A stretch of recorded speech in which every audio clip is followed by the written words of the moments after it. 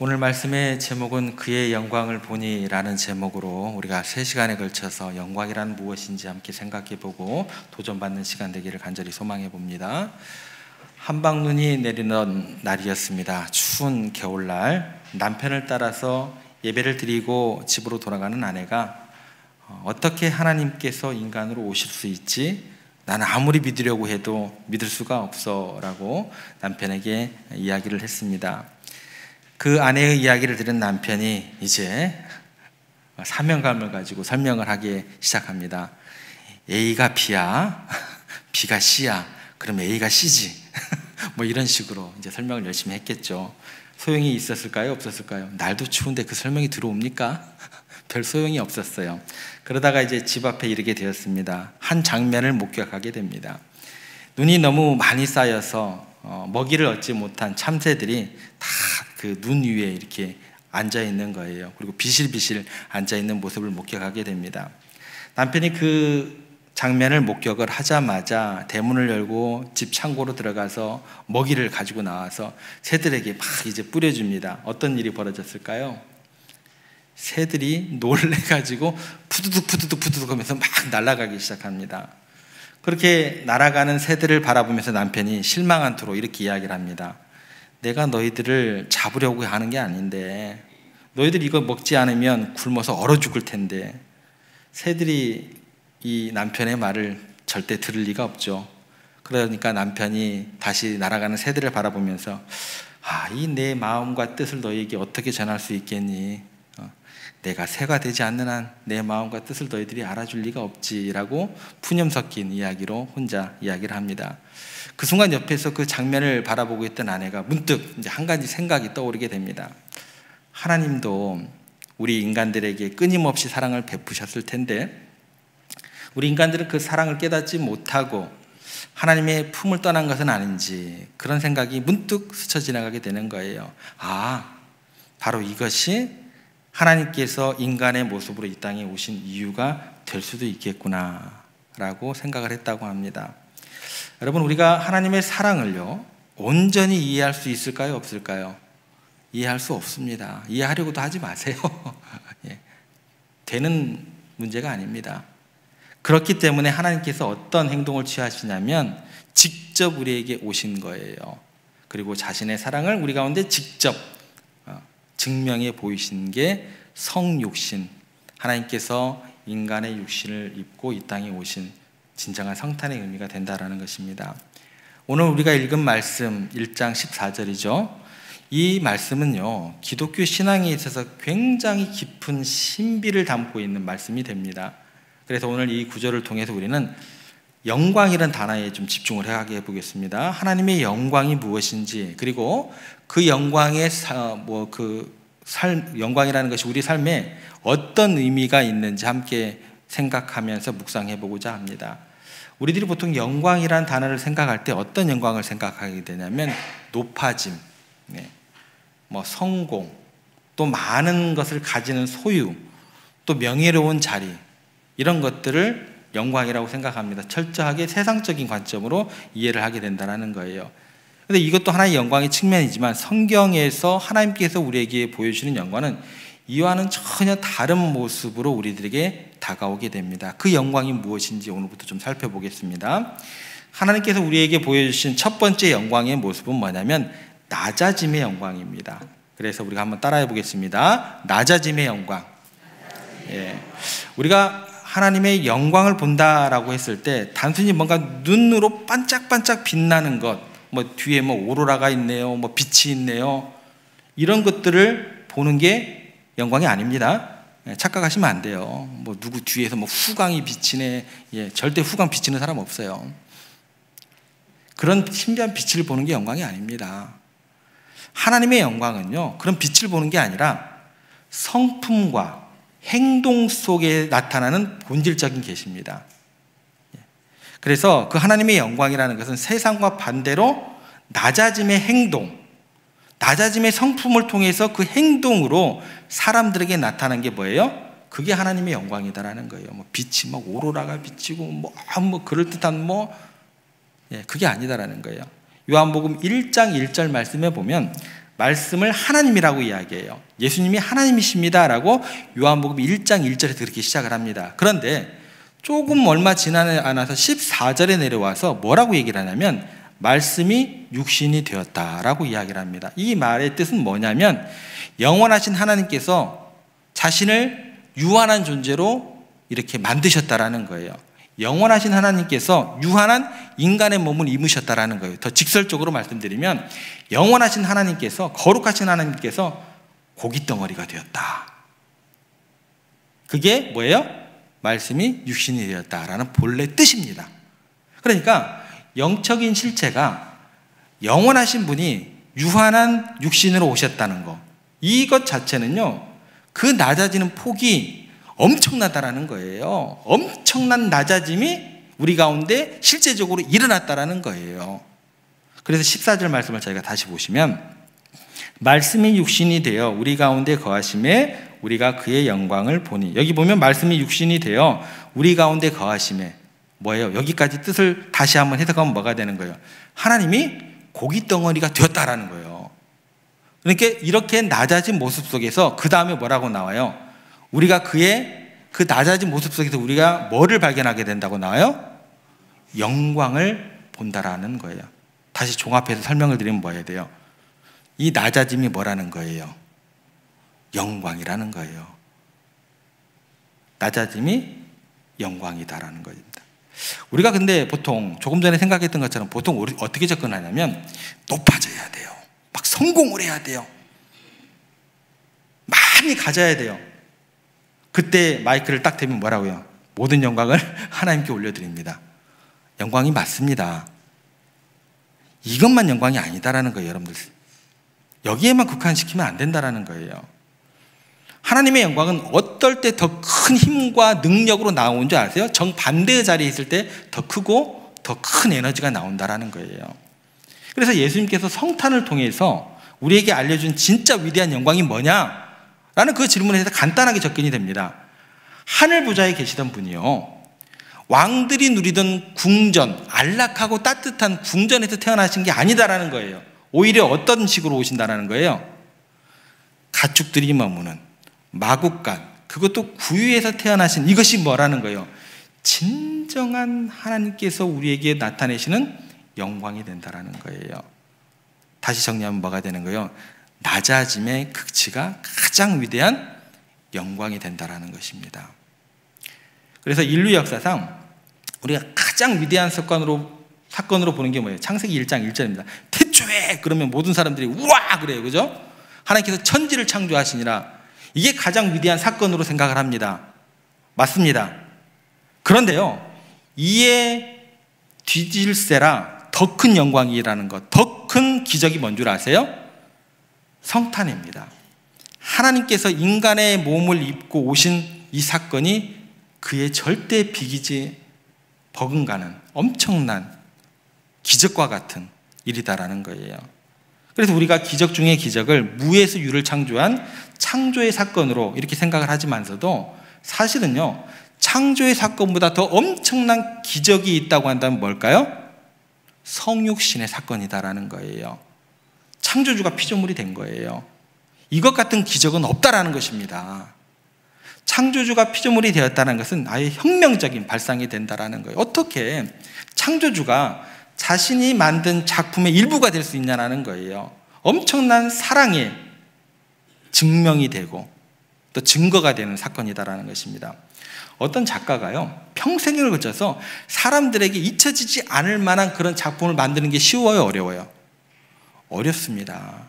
그러면 그 작품을 만들어내면 그 작가에게 있어서 그 작품은 절대로 잊혀지지 않을 만한 모든 사랑이 집약된 그런 작품이 되는 거예요. 그런데 그 작가가요, 그 작품을 너무나 사랑하고 아끼는 나머지 그 작품 속으로 들어갈 수 있어요? 그 작품에 들어가서 내가 돌이 되고 나무가 되고 하나의 그런 어떤 분위기가 될 수 있어요? 그 작품의 일부가 된다는 것은 절대로 있을 수가 없는 일입니다. 그죠? 아무리 사랑한다고 해도, 아무리 소중하게 여긴다고 해도 마찬가지예요. 어떻게 창조주께서 피조물이 될 수 있냐는 거예요. 여러분들, 우리 가운데 어떤 습관이 있냐면, 우리가 누군가를 사랑하게 되면은요, 정말 사랑한다면 자연스럽게 어떤 마음이 따라가냐면, 나 저 사람하고 같아지고 싶어.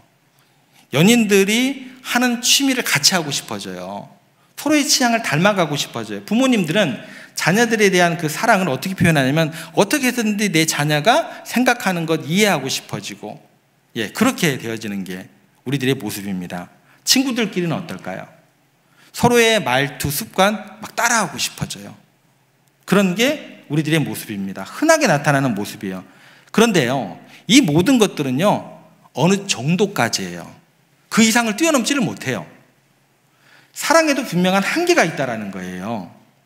아무리 깊이 사랑한다고 해도 내가 그 사람하고 완전히 동일시된다, 이거는 불가능하다라는 거예요. 똑같은 존재로 완전히 낮추고 동일시한다라는 것은 굉장히 우리들 가운데 두려움과 주저함으로 다가오게 됩니다. 이런 한계의 근본에는 뭐가 자리 잡고 있냐면 두 가지가 대부분 다가오게 돼요. 하나는 뭐예요? 자존심이 있어요, 사람들에게는. 그리고 하나는 뭐예요? 정체성이 있습니다. 이걸 다른 말로 하면 개성이라고도 얘기할 수 있을 것 같아요. 이런 것들이 자리 잡고 있어요. 이런 것들 자체가요, 그것 자체를 힘들게 만들어요. 똑같이 만들기를 힘들게 만듭니다. 그래서 우리는 사랑하는 사람과 가까워지기를 원하면서도 동시에 내 정체성, 내 개성은 뭐예요? 존중받아야 돼요. 사랑하는데요, 그 정체성, 내 개성까지 무시하면 굉장히 뭐예요? 그 순간 이제 싸우기 시작하는 거예요. 그게 이별의 시작이 되는 거예요. 이러한 인간적인 사랑의 한계는요, 역설적으로 어떤 증거가 되냐면, 하나님의 그 사랑의 깊이가 어느 정도까지인가 우리들에게 또 하나의 증거가 되는 거예요. 굉장히 그 하나님의 사랑의 깊이를 우리 가운데 돋보이게 만든다라는 것입니다. 우리의 사랑에는 한계가 있지만, 그래서 하나님의 사랑은요, 그 한계를 완전히 뛰어넘는 놀라운 사랑으로 우리들에게 다가오게 됩니다. 일본에서 조사를 했다고 합니다. 자기가 의지할 대상이 누구인지라는 질문에 여러 가지 이제 선택지가 주어져서, 첫 번째 부모님, 두 번째 자녀, 세 번째 친척, 네 번째 친구, 그리고 끝에 애완용 개, 이렇게 적혀 있었어요. 어떤 게 1등을 했을까요? 애완용 개 57%. 가족보다 더 의지한다는 이야기가 나왔어요. 여기 몇 분이 웃고 계시는데 그러신 거 아니죠? 현대 사회가요, 개를 사람처럼 대하고 마치 가족처럼 극진히 돌보는 문화를 우리가 쉽게 볼 수 있습니다. 강아지에게 뭐라고 얘기를 해요? 엄마가 아빠가, 그렇게 부르면서 뭐예요?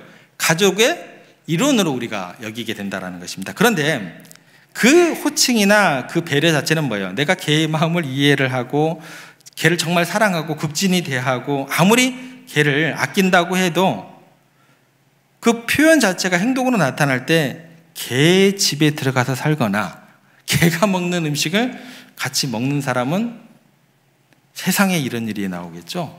그죠? 스스로 인간으로서의 정체성을 포기하고 개가 되기를 원하는 사람은 없습니다. 그냥 개를 사람 취급하지 내가 개와 같아지기를 원하는 사람은 없다라는 거예요. 그러니까 개와 완전히 동일한 상태로 낮아지기를 원하는 사람이 있을까요? 없을까요? 없습니다. 그 어떤 사람도요, 하나님 저를 개로 만들어 주십시오 라고 하는 기도를 하는 사람은 없다라는 거예요. 그리고 어느 누구에게가 서먼에게 내가 너 개와 같아 그러면 어떻게 돼요? 그 사람 뒤집어져요. 엄청나게 막 화를 낼 거예요, 제게. 사실 역설적으로 좀 우스갯소리를 한번 접근해 봅시다. 이 말을 들으면 뒤집어질 게 사람일까요, 개일까요? 충성이라는 단어를 놓고 봅시다. 그럼 누가 뒤집어져야 돼요? 사람이 뒤집어져야 돼요? 개가 뒤집어져야 돼요? 충성이라는 단어를 놓고 봤을 때 개가 어느 정도 충성하신지 모르신가 보다. 만약에 충성이라는 단어를 놓고 봤을 때요, 그런 이야기를 들었다고 하면 사람보다도 개가 더 뒤집어져야 돼요. 인간이 그 충성이라는 단어에서 개를 따라갈 수가 없습니다. 개만큼 충성스러운 인간이 있을까요? 충성지수에서는 개가 사람을 월등히 앞선다라는 것입니다. 그래서 어떤 선교사님이 이렇게 농담조로 이렇게 우스갯소리를 했습니다. 만약 하나님께서 세계 복음화의 사명을 인간이 아닌 개들에게 주셨다면 벌써 세계 복음화가 이루어졌을 것이다. 벌써 주님 재림하셨을걸? 이렇게 우스갯소리를 하는 얘기를 제가 들었습니다. 여러분, 개들처럼 충성스러운 존재는 없습니다. 그럼에도 불구하고 사람들에게 개 같다고 그러면 막 성질 내는 게 당연한 거죠. 그죠? 개들과 우리들이 무슨 차이가 날까요? 둘 다 피조물입니다. 둘 다 동물입니다. 이런 얘기로 통해서 접근하면 별 차이가 없어요. 그런데 개와 같다고 그러면 우리는 못 견뎌야 합니다. 개같이 낮아지는 것을 상상조차 하지는 못합니다. 그런데 우리 하나님께서는 더 이상 높아질 곳이 없는 그런 존귀하신 분이십니다. 지극히 높으신 분이 우리 하나님이십니다. 그런 하나님께서 어떻게 하셨다고요? 하나님은 사람이 개가 되는 정도로 낮아지는 게 아니고 창조주이신데 피조물이셨다라는 거예요. 그것은 인간들이 그냥 개 취급을 받는 것과는 비교도 안 될 만큼 낮아진 거예요. 창조주가 우리를 사랑해서 피조물이 된 것이다라는 거예요. 개와 인간들은 똑같은 피조물이잖아요. 근데 창조주가 피조물이 되셨다라는 거예요. 우리를 사랑해서. 다시 좀 직설적인 단어를 쓰면 고깃덩어리가 되신 거예요. 말씀이 육신이 되어 우리 가운데 거하신 것은 하나님께서 낮아질 수 있는 그 낮아진 만큼 최대한으로 낮아지신 그런 선택이셨다라는 것입니다. 우리가 생각할 수 있는 그 어떤 낮아짐보다 더 충격적인 사건이다라는 거예요. 그래서 진짜 위대한 사건이 되는 것입니다. 어쩌면 창조보다도 더 위대한 사건이 되는 거예요. 그리고 그 낮아짐을 보는 우리는요, 경외감을 아니 느낄 수 없게 됩니다. 그래서 뭐가 되는 거예요? 영광이 되는 거예요. 여러분, 나이아가라 폭포 가보셨어요? 거기 가면은요, 밑에 딱 배를 타면 폭포 바로 아래까지 배가 진입을 해요. 근데 거기 딱 앞에 도착하잖아요? 그러면 가슴이 미어 터질 것 같이 압도를 당하게 됩니다. 왜 그런 줄 아세요? 그 높은 데서 떨어지는 그 많은 양의 물, 또 굉음, 여기에요, 그 웅장함, 그 신비함 앞에서요, 창조주의 거룩함을 느끼면서 견딜 수 없게 됩니다. 압도당하게 됩니다. 왜 그렇게 압도당하는 줄 아세요? 그렇게 엄청나게 많은 양과 물이 그 높은 곳에서 낮은 곳으로 그냥 떨어지니까요, 낮아지니까 거기에서 엄청난 힘이 발생이 되고 엄청난 경외감이 느껴지게 되고 그런 마음 가운데 사로잡히게 된다는 것입니다. 나이아가라 폭포가 그 장엄함으로 거기를 방문하는 모든 사람들을 압도하듯이 예수 그리스도의 놀라운 낮아짐은요, 우리 모든 사람들의 영혼을 압도합니다. 그래서 하나님의 낮아짐은요, 우리 인생 가운데 엄청난 힘이 되고 거룩함의 표현이 되는 것이고 거기에서 우리가 영광을 볼 수 있게 된다라는 것입니다. 금세기 최고의 영성신학자이가 서술가인 필립 얀시라는 분이 있습니다. 이분이 현대의학을 약간 빗대어가지고 이 낮아짐의 원리를 이렇게 표현을 하게 됩니다. 만물을 만드신 하나님께서 작아지시고 또 작아지시고 더 작아지셔서 마침내는 하나의 난세포가 되기까지 작아지는 형태로 오셨습니다. 이분이 바로 예수 그리스도이십니다. 여러분들이 고백하듯이 하나님께서 만물을 창조하신 분이세요. 근데 그분께서 창조하신 우주의 끝을 지금도 우리가 다 보지를 못해요. 과학이 발달한 만큼만 우리의 눈으로 그 망원경으로 볼 수 있는 딱 거기까지밖에 못 봅니다. 현대과학으로 그 피조세계 끝도 발견하지 못하는데 그것을 창조하신 하나님께서 한 여자의 몸에 단세포로 작아질 정도로 낮아지셨다라는 것입니다. 그 광대하고 무한하신 하나님께서 이렇게까지 압축이 되고 농축이 되고 그렇게 오셨다고 한다면 여기에서는요, 거기에서 발생하는 에너지와 힘이라는 것은 우리가 상상할 수 없는 그런 힘이 되는 것입니다. 그 생명력이 그 가운데 분출된다라는 거예요. 그분의 낮아짐 속에서 그래서 어떤 역사가 일어나는 줄 아세요? 엄청난 생명의 역사가 일어나게 됩니다. 그래서 그 분의 이름을 믿는 모든 사람은 어떻게 돼요? 구원을 얻을 수밖에 없다라는 것입니다. 덴마크의 실존주의 철학자 중에 키에르케고르가 종교를 세 가지로 분류를 해줬습니다. 이 세 가지 종교의 관점을 어떻게 이야기를 하냐면 신하고 인간 관계를 어떻게 이해하느냐에 따라서 세상에 있는 종교를 세 가지로 분류했습니다. 그 첫 번째 종교는 뭐냐면 Man is God입니다.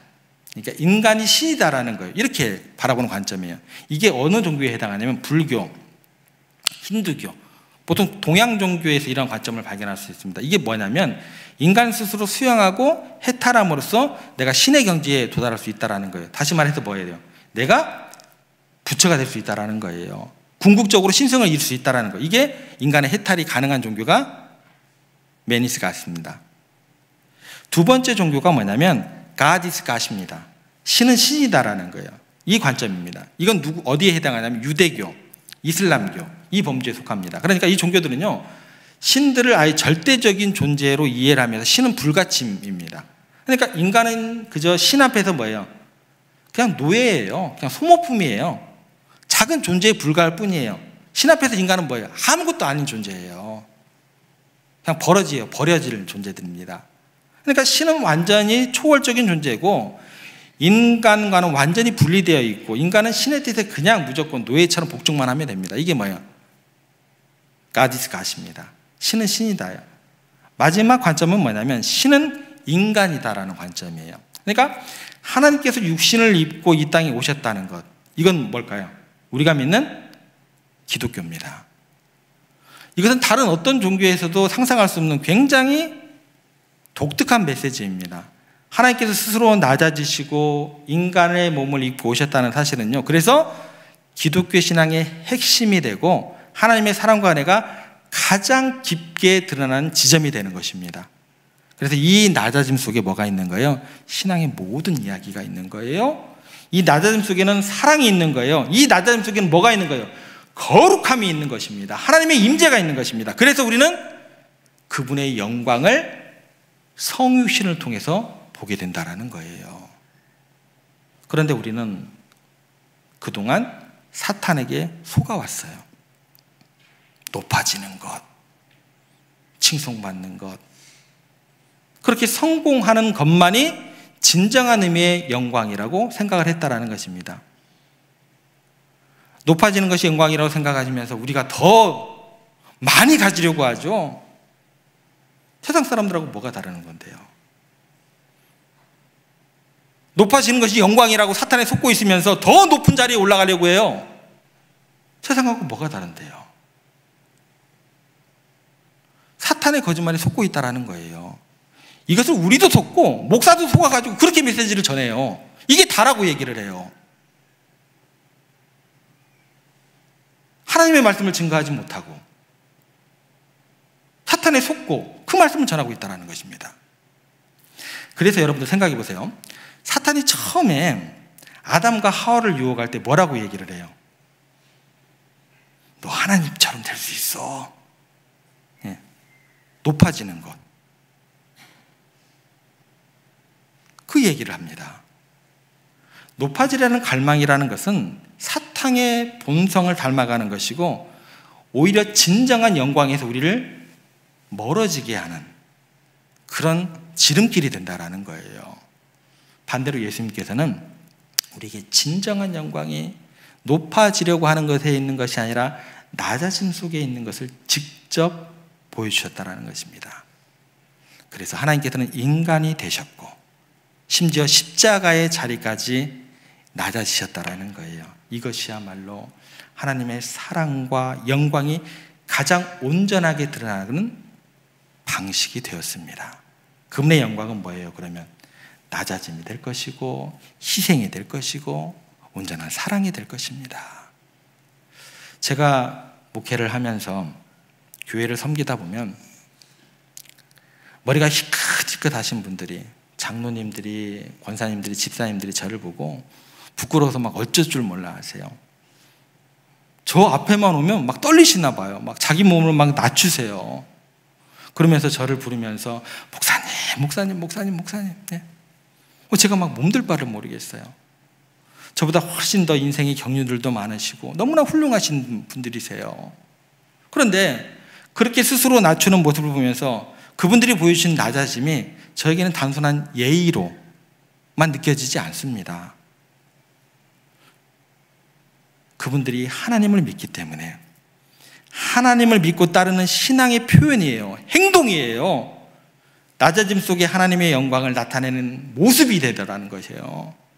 그래서 저는요, 그분들의 낮아짐을 통해서 하나님의 살아계심을 경험하게 됩니다. 하나님의 사랑이 무엇인지 보게 됩니다. 여러분들 좀 평소에 좀 하나님 좀 만나고 지내세요? 저는 매일 만나고 지내려고 노력합니다. 여러분들 하나님 못 만나시면 그 문제입니다. 그래서 그분들을 통해서 저는요, 어디에서도 경험해보지 못했던 감동을 받아 누리게 됩니다. 야, 하나님께서 진짜 살아계시는가 보다. 만약 하나님께서 살아계시지 않는다고 하면 어떻게 저렇게 훌륭하신 분이, 인생의 경험도 훨씬 많으신 분이 어떻게 저같이 초라한 사람 앞에 와서 저렇게 자세를 낮추고 저렇게 인사를 하실 수 있을까? 이건 하나님께서 분명히 살아계신 게 틀림없어 라는 생각과 함께 그 사람을 통해서 하나님의 거룩한 임재를 저는 경험하게 됩니다. 여러분, 낮아짐 자체가 영광이에요. 여러분이 이 세상에서 경험해야 되는 것이 있다고 한다면 바로 이런 낮아짐입니다. 낮아짐의 영광이 여러분의 삶의 현실이 되어야 돼요. 이것이 진짜 진리다 라고 여러분의 삶을 통해서 세상 가운데 외쳐져야 됩니다. 우리 세종교회를 통해서 낮아짐이 하나님의 영광이 됩니다 라고 이 땅 가운데, 이 지역 가운데 외치는 여러분들이 되셔야 돼요. 뭐 좀 국회의원도 하고 싶으세요? 좀 대통령도 좀 하고 싶으세요?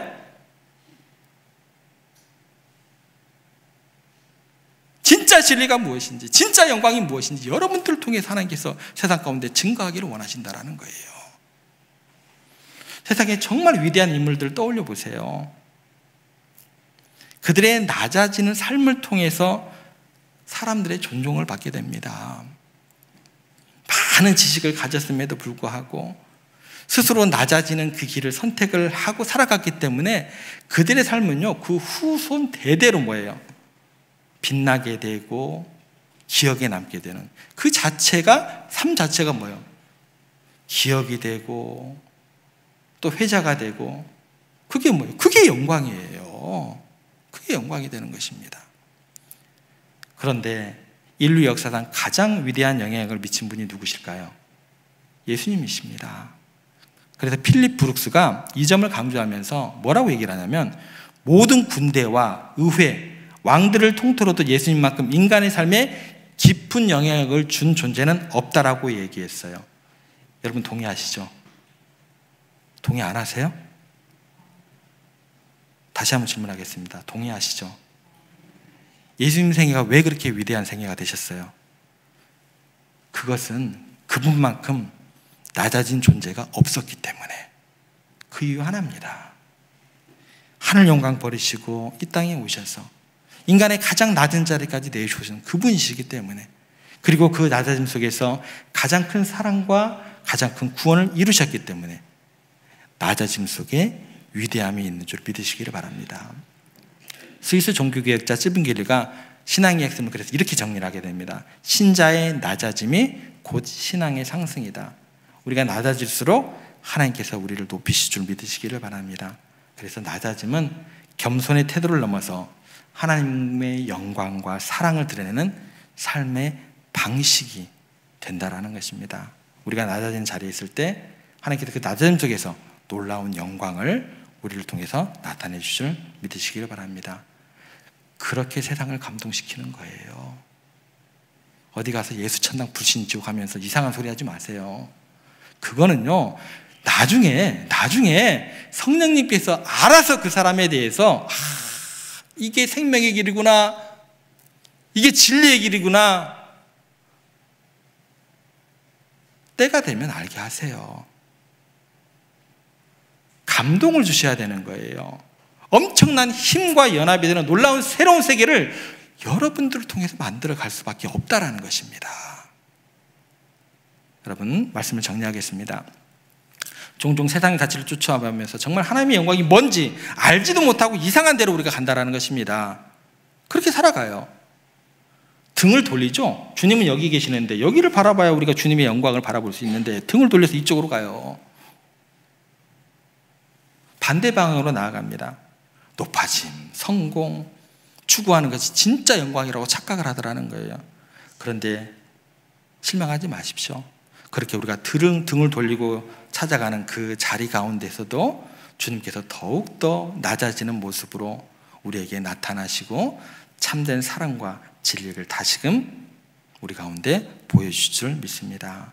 등 돌린 상태에서 우리를 찾아오신 주님이심을 믿으시면서 가장 높은 자리에 계신 창조주 하나님께서 가장 낮은 자리에 오셔서 피조물 우리와 같이 동일한 고통과 연약함을 겪고 계시는 우리 주님이심을 그런 믿음 가운데 거하시면서 그렇게 하나님께 영광을 돌리면서 그렇게 십자가의 길을 감당하시는 여러분들 되기를 간절히 소망합니다. 그래서 우리 성도 여러분들의 삶이 주님을 닮아가는 삶이 되기를 그렇게 소망하고 기도하고 그 길을 걸어가게 되기를 다시 한번 부탁을 드립니다. 낮아지고 섬기고 사랑함으로써 그렇게 우리가 하나님의 영광을 알게 되고 그 영광을 증거하고 그 영광을 누리는 여러분들의 이번 한 주간의 삶이 되기를 주님의 이름으로 간절히 부탁드립니다.